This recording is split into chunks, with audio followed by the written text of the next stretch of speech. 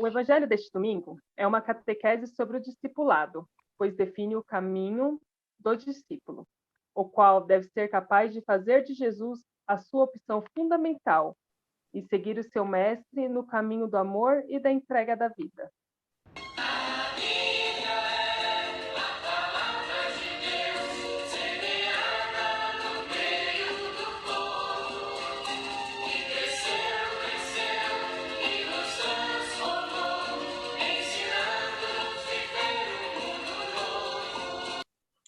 Saudações, meus queridos irmãos e irmãs em Cristo, sejam todos bem-vindos à nossa reflexão dominical com os leigos. É mais um outro domingo e estamos dando a continuidade ao nosso projeto de caminhar com os leigos com a palavra de Deus. E nesse domingo, 13º domingo do tempo comum, vamos partilhar essa palavra de Deus a partir da nossa experiência do dia a dia. Então, aqui temos os nossos irmãos e irmãs por essa semana, o Padre Álvaro, que está juntando com a gente, né, por essa vez, também a irmã Marcela e o nosso irmão Marco. Sejam bem-vindos. Muito obrigado, Padre Chinaca, é um prazer estar aqui novamente. Agradeço aí o convite, prazer estar aqui o Padre Álvaro com a gente, seja muito bem-vindo, Padre Álvaro, Marcelo, aqui sempre com a gente. É uma alegria participar junto com vocês desta formação do povo santo de Deus. O povo são as nossas crianças. Eles querem ouvir da nossa boca a palavra de Deus explicitada, trocada em miúdo, para eles viverem no dia a dia. Então, nós juntos fazemos isso com muito prazer e muita alegria. Verdade. É um prazer também. Obrigada, Padre Chinaca, Marco, pelo convite. Prazer, Padre Álvaro. Iniciaremos agora com uma oração muito breve, em nome do Pai, do Filho, do Espírito Santo. Amém. Vinde, Espírito Santo, enchei os corações dos vossos fiéis e acendei neles o fogo do vosso amor. Enviai o vosso Espírito, e tudo será criado. E renovareis a face da terra. Amém. Em nome do Pai, do Filho, do Santo. Amém. Amém. Convidamos vocês a escutarem a palavra de Deus do dia. O Senhor esteja convosco. Ele está no meio de nós. Proclamação do Evangelho de Jesus Cristo segundo Lucas. Glória a vós, Senhor. Glória a vós, Senhor. Estava chegando o tempo de Jesus ser levado para o céu. Então ele tomou a firme decisão Vão até a aldeia frente. de partir para Preparem um lugar Jerusalém. para ficarmos. E enviou mensageiros à sua frente. E estes puseram-se a caminho. E entraram no povoado de samaritanos para conseguir alojamento para Jesus. Mas os samaritanos não o receberam, porque Jesus dava a impressão de quem se dirigia para Jerusalém. Vendo isso, os discípulos Tiago e João disseram: Mestre, o senhor quer que nós mandemos descer fogo do céu para acabar com eles? Jesus, porém, voltou-se e respondeu: Eu não vim para perder ninguém. E partiram para outro povoado.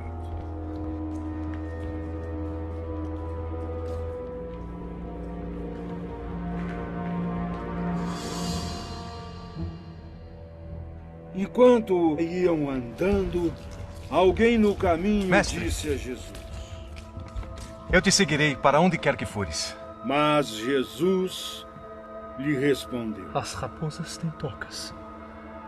As aves do céu ninhos. Mas o Filho do Homem não tem nem onde reclinar a cabeça.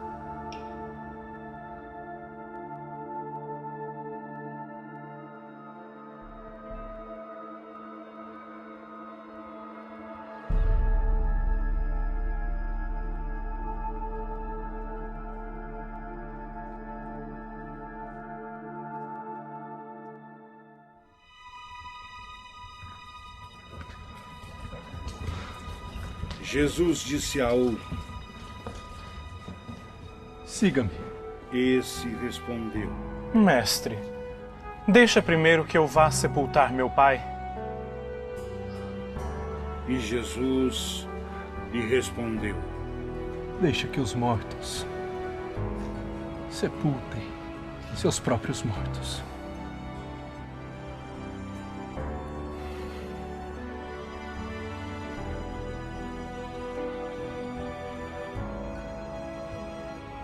Mas você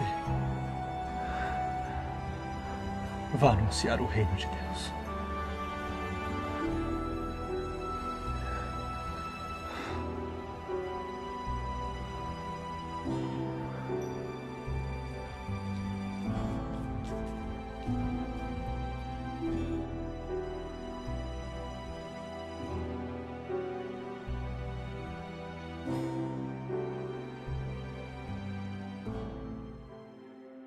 Outro ainda lhe disse: Senhor, eu te seguirei, mas deixa que eu me despeça do pessoal lá da minha casa. Mas Jesus lhe respondeu: quem põe a mão no arado e olha para trás não serve para o reino de Deus.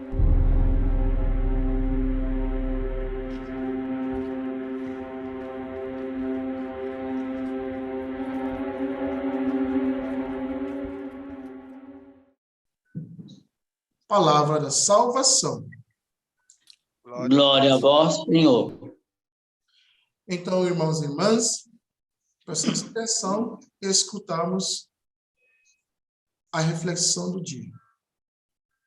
Você realmente tem que ouvir com atenção e perceber o que significa ser um discípulo.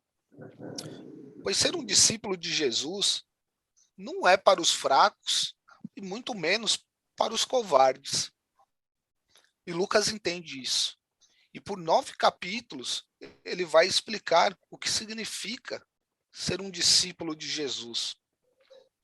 Então, devemos nos juntar aos discípulos nas próximas semanas e caminhar com eles enquanto eles entendem mal e interpretam mal os ensinamentos de Jesus.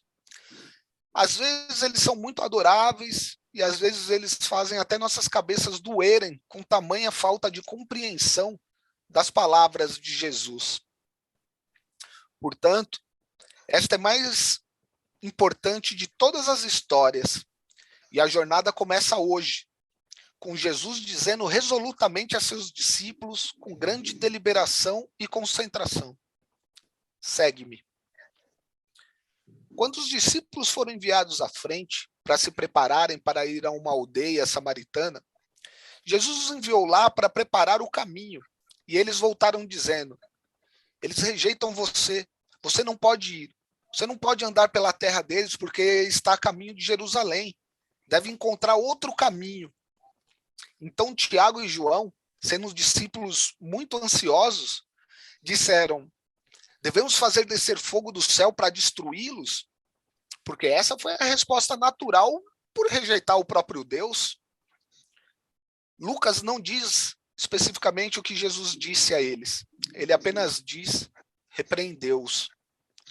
Em palavras duras, ele se voltou contra os discípulos e disse: vamos para outra cidade. E claro, o que ele estava dizendo a eles era: esta é uma nova maneira de viver, que estamos começando aqui. Não a velha maneira, olho por olho, dente por dente. É uma forma de amor que exige um amor duro. Mas você não deve pensar que, sob nenhuma circunstância, você pode desejar mal a qualquer ser humano. Então lembre-se, apenas por alguns capítulos antes disso, onde Jesus diz: se você vai me seguir, você deve amar seus inimigos. Você deve fazer o bem àqueles que o odeiam e deve cuidar deles. Tomamos isso como certo, mas provavelmente não praticamos isso muito bem. Mas o que ele está dizendo basicamente é isto. Um discípulo deve aprender a amar. Se ele não aprende a amar, ele pode estar andando comigo, mas o seu coração não está comigo. E assim a primeira lição para os seus discípulos é: quando você sai para pregar, por palavra ou por exemplo, o reino de Deus, você deve se lembrar que deve fazê-lo com amor ou então não fazer nada. Não professe o nome de Jesus a menos que esteja disposto a professar da maneira que ele ensinou a agir. E assim você deve perdoar. E por que ele diria isso? Olha, Santo Agostinho, 300 anos depois, resume muito bem esse ensinamento quando reza a Deus essa bela oração que eu vou dizer. Abre aspas. Se você me tratasse como seu inimigo, quando eu era seu inimigo, como agora poderia chamá-lo de meu amigo? Fecho aspas. Ao que parece, ser legal com aqueles que não são legais com você, incentivando a serem bons, é basicamente a única maneira que você pode viver no amor de Deus. E o amor de Deus perdoa. E outra coisa é que se você não pode amar, você não pode saber quem é Deus, porque Deus não pode odiar. Então Jesus continua um pouco e um jovem se aproxima dele e diz: mestre, onde quer que você vá, eu vou. E Jesus meio que sorri para ele e diz: as raposas têm suas tocas, as aves do céu seus ninhos, mas o filho do homem não tem onde reclinar a cabeça. Segunda lição é baseada no fato de que se você quer ser um discípulo de Jesus, você deve se desapegar de tudo, menos de uma coisa, que é o próprio Jesus. Ele deve se tornar o centro. Você não pode se apegar a nada mais que o impeça de seguir e ser um com Jesus e com Deus. O terceiro, sou um pouco cruel. Um homem se aproxima de Jesus e diz: Jesus, eu quero te seguir, eu realmente quero te seguir. Mas posso ir em casa primeiro e enterrar meu pai? E Jesus diz: deixe que os mortos enterrem os mortos. Parece terrivelmente cruel, mas ele está dizendo algo muito importante.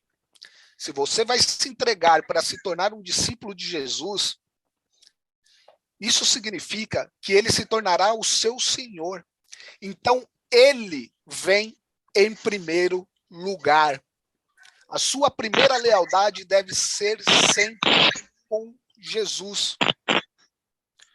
Um outro ainda lhe disse: eu te seguirei, Senhor, mas deixe-me primeiro despedir-me dos meus familiares. E Jesus encerra dizendo: quem põe a mão no arado e olha para trás, não está apto para o reino de Deus. Ora, se a alternativa for escolher entre Jesus e a própria família, a escolha do discípulo deve recair sempre em Jesus. O discípulo tem necessariamente que cortar relação com a própria família para seguir Jesus, Marco? Não, meus queridos, não é isso. No entanto, não pode deixar que a família ou seus afetos o impeçam de responder com coerência e até radicalidade ao desafio proposto pelo reino de Deus. E assim, Jesus vai ensinando a seus discípulos pelo caminho. Mas com o passar das semanas, lembre-se disso, ele não está falando com seus discípulos de muitos séculos atrás.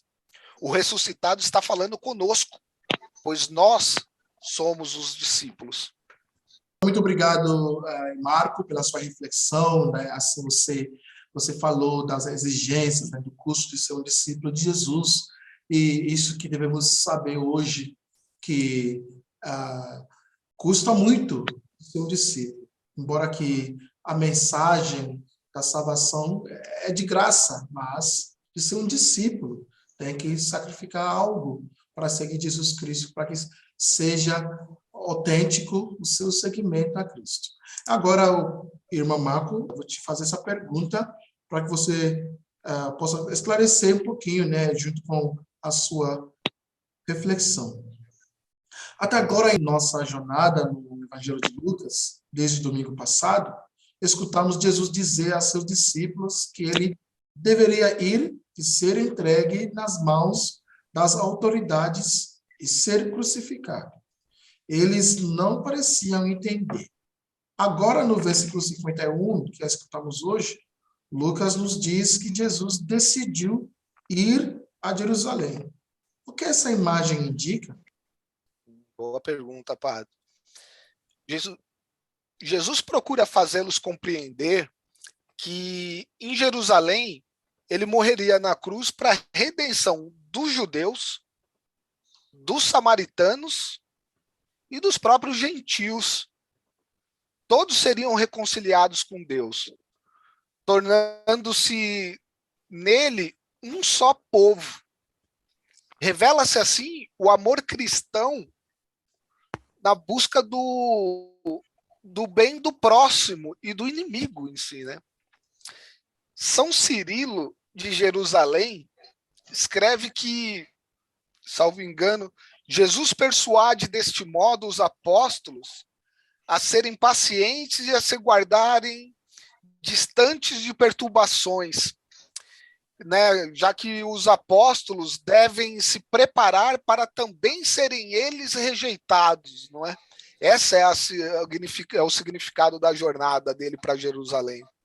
Marco, você esclareceu bem, né, essa pergunta. O Padre Álvaro está aqui para responder uma das nossas perguntas. Né? Vou dar para o Álvaro uma pergunta muito forte, porque ele também é um homem forte.